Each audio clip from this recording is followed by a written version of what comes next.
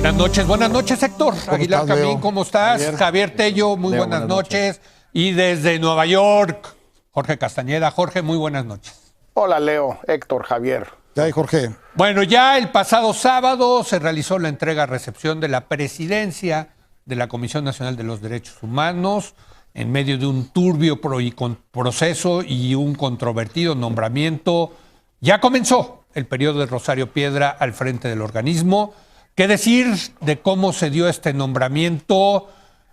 Yo sí le pondría, Héctor, el calificativo de vergonzoso. Sí. O sea, sí Impúdico. desaparecieron, impúdico. Impúdico. Desaparecieron 2 votos en el Senado. Voy a discrepar de tu presentación de que fue un turbio proceso. No, fue un proceso absolutamente transparente. Claro. Absolutamente Ok. transparente. Que yo te iba a decir, De una fue trampa. transparencia en lo turbio. De una trampa. Fue una trampa absolutamente transparente. No quedó ninguna duda de que hubo una trampa en todos los órdenes. Sí. En el orden de los requisitos que no reúne Rosario Piedra para ser candidata a esa posición, porque era en el momento que presentaron como candidata miembro de un órgano directivo de un partido político de Morena, lo cual está expresamente prohibido. Un año antes, ¿no? No sé el Tiene periodo. que haber dejado una posición de dirigencia un año antes. Y no fue el caso. no fue el caso. Y después, en lo que vimos del proceso del desconteo de los votos, vamos a decir. Bueno, desde antes Porque yo te diría, ¿no? No cumplieron con los tiempos primero. se les agotó el tiempo de la primera terna. Sí. Tenían que haber puesto otra terna por ley. No la pusieron. Exacto. Siguieron con la misma. Ahí estaba ya una siguiente violación. Y por último, el desconteo de los votos. Increíble. Ahora, ¿quién dio el Sí, testimonio? perdón, y yo agregaría después del desconteo de los votos, el mismo día de la protesta, que fue un desastre. Un desaseo transparente. Yo no había visto algo así en el Senado. No lo habíamos visto Cámara de Diputados hace sí. mucho tiempo. Hace mucho tiempo. Senado nunca. Y el desconteo de los votos consistió en que hicieron desaparecer 2 votos Sí. para que pudieran alcanzar los votos que tenía a favor Las 2/3 a partes. formar las 2/3 partes. Sí. Y la fuente de eso es el propio Ricardo Monreal, que publicó en un tuit el número de votos y en su tuit daban 116 votos. Y en sus cuentas daban 114. Ahora, hay otra violación ahí porque lo que dice el reglamento es que tienen que ser las 2/3 partes de los senadores presentes. Sí. Había presentes más de 116, algunos no. 118, según esto. Lo cual hace todavía más Menos. alta la cota. Bueno, en todos sentidos puede decirse que fue un transparente proceso de ilegalidad y fraude. Yo agregaría, por cierto, una cosa que a mí me Lo sigue cual es muy llamando- grave. Lo cual es muy Sí. grave porque indica que hay un cierto momento en el que a Morena, a su dirigencia en el Senado, al propio gobierno, no le importa mucho las formas. Tienen un desprecio completo por las formas y lo que quieren es ir a conseguir lo que quieren conseguir, independientemente de si hacen trampa, si no hacen trampa, si la gente se da cuenta, si no se da cuenta. Hay una arrogancia Sí. de impudor aquí. Ahora, yo creo que el impudor pudo ser posible por algo que me parece increíble y es que se pueda votar en secreto en la Cámara de Diputados y en la Cámara de Senadores. Que lo hayan hecho por boleta, por cédula, como ellos dicen. Eso tiene una razón que le va a gustar mucho a Jorge, porque es uno de sus temas favoritos. No, claro. Es con la idea de que sea todo en secreto para Sí, que no quede claro quién votó por quién, de manera que el elegido no sienta que le debe el voto a quienes les debe Pues el a voto. mí me parece- Como si no lo supieran de cualquier manera. No, y a mí eso me parece un escándalo. Bueno, en otras al rato democracias está hablamos de eso prohibido eso. cuando hablemos de Pero Trump. va, Jorge, venga. Cuando hablemos de Trump, no, perdón, al ratito hablamos de eso en el caso de Trump, verán Sí. que es un poco más complicado, pero en fin, yo quiero insistir en algo en que lo que ya anoté en mi blog de Nexos desde el jueves.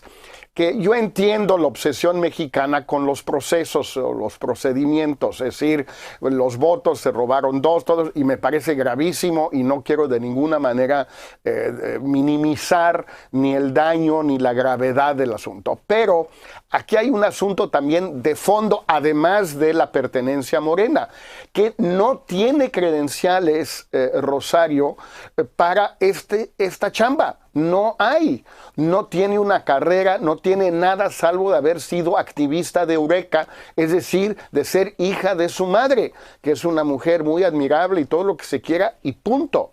No tiene una trayectoria en este ámbito que en México a lo largo de los últimos 30 y pico de años pues ha visto crecer, ser activistas, militar, sumarse, salirse a muchísima gente que son personas reconocidas nacional e internacionalmente como activistas de derechos humanos.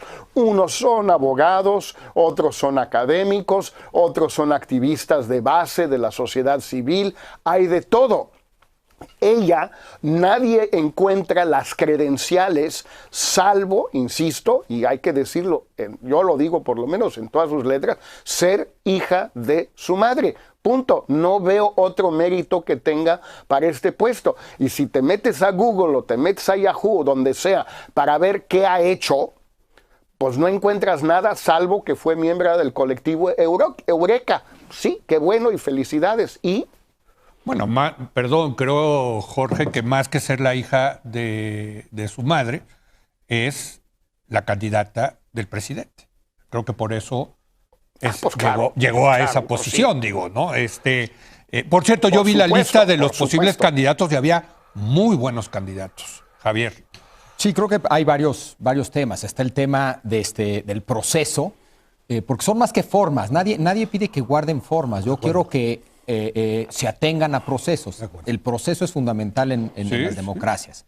Entonces está el tema del proceso, está el tema del perfil, y ahorita hablo sobre el tema del perfil, y está el tema más general de los entes autónomos, ¿no? Es decir, esto no es un caso aislado, hay claramente una postura, una actitud del nuevo gobierno frente a entes autónomos. Este es un caso más y creo que es importante entender qué está pasando ahí. En cuanto al perfil, yo coincido que en general no cumple desde mi punto de vista, pero no minimizaría, Jorge, el lado de su vínculo por ser la hija de quien es, la hermana de quien fue su hermano.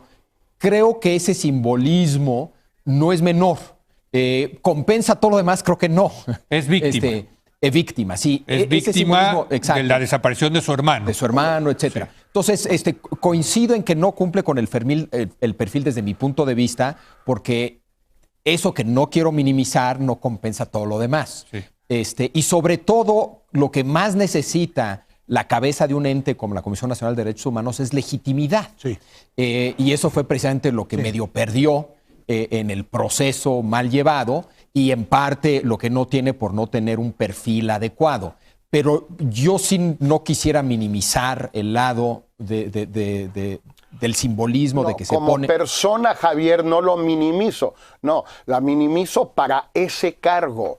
No como en su vida, como persona ni nada, para que no haya malas interpretaciones, lo que estoy tratando de decir. Para ese cargo, eso, en mi opinión, en México, donde hay tanta gente más, para ese cargo, eso no basta. Pero es tu visión, es una visión elitista que va en contra de lo que quiere este gobierno. Sí. ¿No? O sea, hay esas élites expertas. Es un cargo elitista. ¿Sí? Hay esas élites expertas en derechos humanos. La pregunta es si había una víctima con credenciales. Pues Alberto Atie, por ejemplo. No, o sea, eso en todo caso, más que debatir si eso no es apropiado poner en ese puesto una víctima, yo diría, bueno, dado que quieres poner en ese puesto una víctima, ¿cuál es tu lista de posibles víctimas? Y probablemente hay mejores candidatos. A ver, pero yo quisiera decir esto. Podía haber sido candidato Fray Bartolomé de las Casas.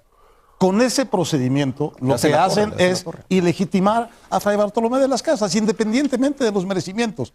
No es posible, de cara a la sociedad, en vivo, en tiempo real, en la televisión y en las dar muestras de un proceso fraudulento e ilegal de ese tamaño y decir después que todo está normal y que de lo que pasa es que los expertos se quieren meter, los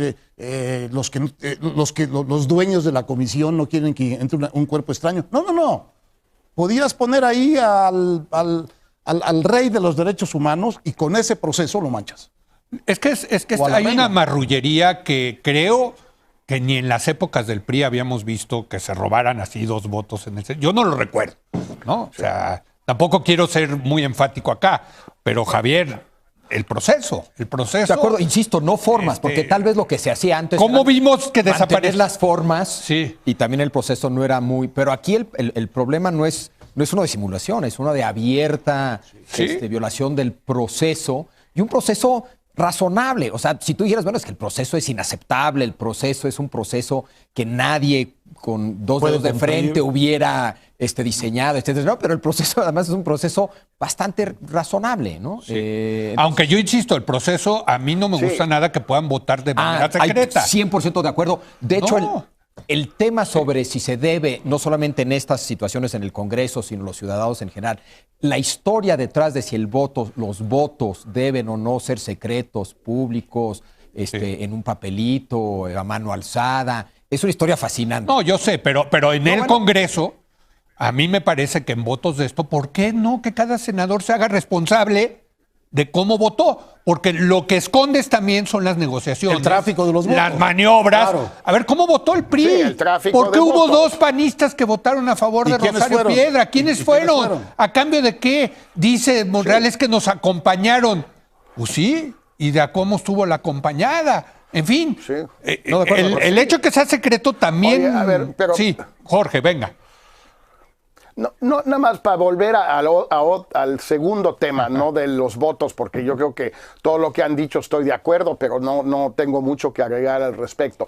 El tema de la militancia política o la pertenencia a un partido, que de nuevo no hay que formalizarlo en exceso. Fue candidata de Morena a diputada, llevaba el tema de derechos humanos como secretaria de Morena y fue miembro del Consejo Nacional.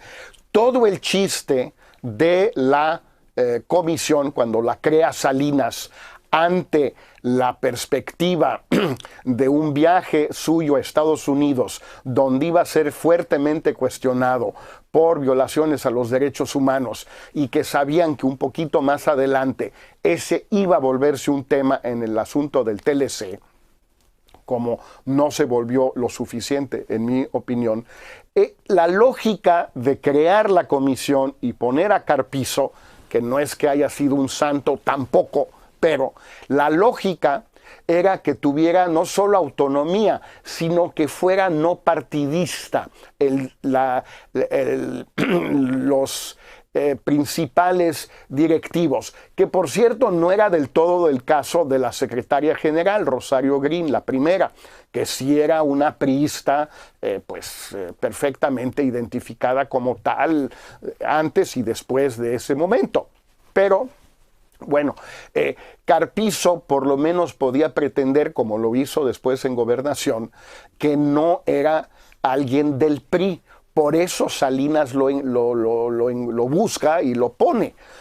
Esto viola por completo el espíritu de la creación de la comisión, de las leyes que la crearon y de la trayectoria de la comisión a lo largo de ya más de 30 años, que no ha sido lo impecable, lo impoluta que se ha dicho. Ha habido presidentes muy buenos, como creo que fue Luis Raúl ahora, y unos nefastos como Soberanes. O sea, peor imposible.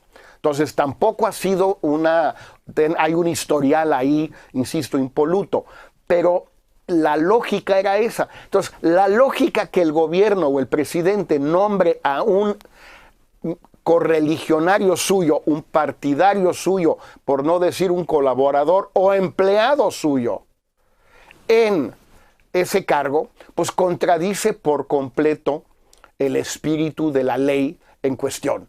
Y eso hace que la CNDH ya no va a funcionar. Nos quedan 6 minutos y eso entremos al tercer tema que tú proponías, que era el tema de la autonomía. ¿no? Precisamente, pues lo que el gran tema de fondo es, digamos, este gobierno que ha tenido una política consistente en quitar la autonomía e independencia a este tipo de instituciones, ahora la CNDH. Sí, creo que para mí lo que se vuelve interesante y importante es entender por qué lo está haciendo. El presidente. Exacto, ¿no? Y creo que hay como que dos hipótesis generales. Hay la hipótesis de que se trata... Bueno, todo el mundo dice que es porque quiere poder él, pero eso para mí es una explicación incompleta, ¿no? Lo quiere porque en el fondo el proyecto es un proyecto autoritario, esa es una hipótesis, ¿no? Y al quitarle límites a su poder va en ese camino. O lo quiere porque lo que quiere es una democracia radical. La mayoría no tiene esos pesos y contrapesos y no la limita nadie. Y el gobierno visto como algo que encarna esa mayoría. Ese es un modelo de democracia. Democracia radical, ¿no? Pero ahí Y te luego podrían decir, ¿para qué la democracia radical? Pero bueno. Claro, para llevar a cabo la 4T. Y podemos luego describir la 4T. Y hay quien argumenta que la distinción es irrelevante porque cualquier proyecto de democracia radical te lleva tarde o temprano a algún tipo de autoritarismo, ¿no? Pero para mí para mí es el debate interesante. ¿De qué se trata esto? ¿Por qué lo está haciendo? Yo creo que tiene una razón mucho más puntual. Él quiere interrumpir lo que viene haciendo la Comisión Nacional de Derechos Humanos, que acaba de salir. Porque esta Comisión Nacional de Derechos Humanos ha impugnado, y tiene facultades para ello, constitucionalmente, muchas de las leyes más importantes que ha puesto este gobierno. Ha impugnado las estancias infantiles, ha impugnado la ley de remuneración, ha impugnado la ley de la Guardia Nacional. Y lo que quiere, en primer lugar, López Obrador, es que la siguiente Comisión Nacional de Derechos Humanos no insista en eso. Porque si proceden a insistir en eso y llega esto hasta la Corte, va a ser un hecho muy público que la Corte o se niega o admite la controversia o la acción de inconstitucionalidad. En los dos casos es un conflicto político, pero son como 6 o 7 de cosas muy importantes que el gobierno ya da por hechas, pero que la Comisión Nacional de Derechos Humanos hasta ahora había juzgado violatorias de los derechos humanos consagrados en la Constitución. Y esta es, yo creo, la razón política específica por la cual quiere una presidenta de Comisión de los Derechos Humanos a modo para que olvide la comisión las querellas que ha presentado y pueda este gobierno seguir sin tener ese conflicto político y jurídico. Ahora sí que no quiere una piedra en el camino. Es que son varias piedras. Digo. Ha impugnado, tiene como 6 leyes impugnadas. Estoy jugando con el tema pero no quiero una piedra en el camino. Perdón, Jorge. No. 7 piedras. 7 piedras. No, yo creo que el tema de la autonomía, pues yo creo que ya a estas alturas solo persiste la discusión que plantea Javier de la explicación de por qué no le gustan las autonomías a López Obrador. Ya no se puede discutir que sí le gustan, pero que de otro tipo o con otra gente. No, la idea misma la rechaza, la minimiza, la desprecia, y lo ha dicho en muchas intervenciones públicas y en sus decisiones, en sus actos. Hay un problema adicional, Javier, que sí hay que tomar en cuenta, aún aceptando tu terminología de democracia radical. En otras épocas se llamaban democracias populares, pero en fin, aceptemos radical. Es que hay un cierto patrón de conducta, no solo en América Latina, en otras partes del mundo, digamos los últimos 20 años, con diversos regímenes que han seguido este camino de ir o bien eliminando las instituciones autónomas o bien retacándolas de personajes no autónomos, lo cual en el fondo da exactamente lo mismo. Ahora, se puede decir, bueno, así fue en Bolivia, pero no en México, o así fue en Venezuela o en Hungría, pero no en México. Y bueno, puede ser que no acabe siendo así en México, pero el patrón existe, no es algo que de repente se le ocurrió a López Obrador. Esto es algo que viene sucediendo en muchas partes del mundo y de América Latina desde hace un cierto número de años, que es muy distinto, por ejemplo, a lo que sucedió en Cuba desde el principio de la revolución, donde nunca hubo instituciones autónomas, entonces no había que eliminarlas, no había que sustituir a uno por otro, porque no había. Pero en muchos países de América Latina y otras partes del mundo sí los hay. Y entonces este sistema pues ha empezado a ponerse muy de moda, digamos. Yo coincido totalmente que esto es parte de algo que está sucediendo, no en América Latina, en todo Occidente, totalmente de acuerdo, que es muy importante entender, pero para mí también es importante estar consciente de que está ocurriendo todo esto, lleva ocurriendo 10 años, 15 años, en todo Occidente, porque lo que había antes no parecía estar funcionando. Y eso no hay que olvidarlo. Si esta es la solución o no, también hay que discutirlo, pero hay que discutirlo junto con un claro diagnóstico de qué no estaba funcionando. Pues la Comisión Nacional de los Derechos Humanos no estaba funcionando. No estoy hablando del caso puntual de la Comisión, del mundo frente al cual se revela el electorado inglés, el electorado francés, el electorado español, el electorado griego, el electorado italiano, el electorado estadounidense, etcétera, etcétera, etcétera. Claramente, si hay esas grandes rebeliones que están poniendo en el poder por la vía del voto a gente que está haciendo estas cosas, pues claramente no estaban contentas. No estoy diciendo que no estaban contentas puntualmente con la Comisión Nacional de Derechos Humanos en México, sino que había algo del sistema anterior que no estaba funcionando del todo para mucha gente, la suficiente para cambiar de gobierno. No hay que perder de vista eso a la hora de reclamar y sobre todo de hacer propuestas hacia adelante. Bueno, de hecho, tu comentario me permite hacer una breve pausa y ahora vamos a hablar de lo que parecería ser el siguiente movimiento con otra organización autónoma, yo creo que más importante para la democracia liberal, que es el Instituto Nacional Electoral. Sigue después de la CNDH el INE. Regresamos en un momento.